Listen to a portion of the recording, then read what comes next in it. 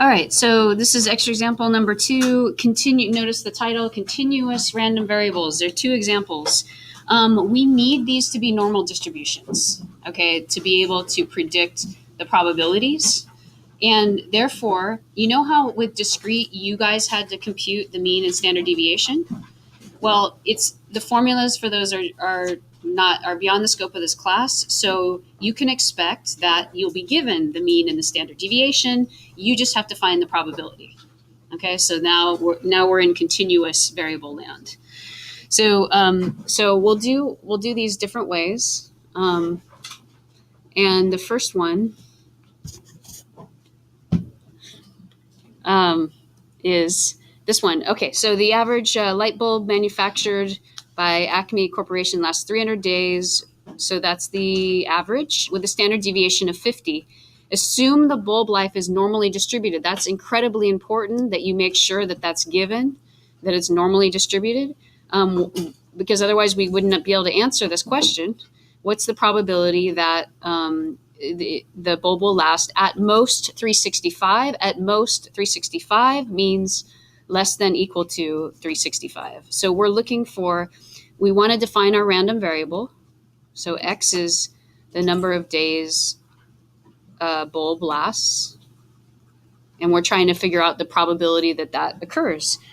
So and it would allow us to figure out if there's a defect or something, if something is really unusual. So we're looking for the probability that X is less than equal to 365. And so we want to figure out what that is.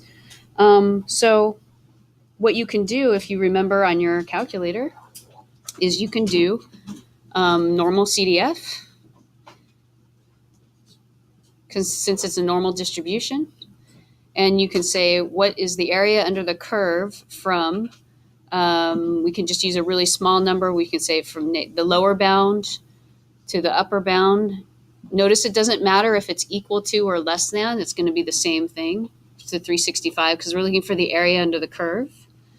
And then we tell it the mean and the standard deviation. The mean was given as 300.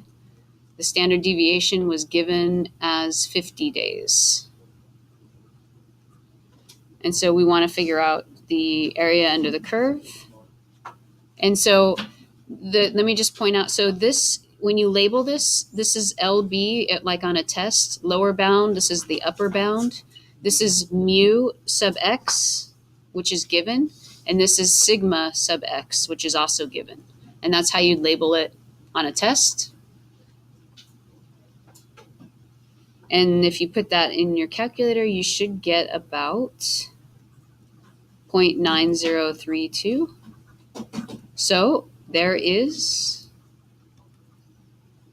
a 90% chance, 90% chance the bulb will burn out, just because we have context. The bulb will burn out within the year, within 365 days. Okay, so in some ways, continuous random variables with normal distributions are simpler. So moving on to IQ tests are normally distributed. You got to make sure that is given to you.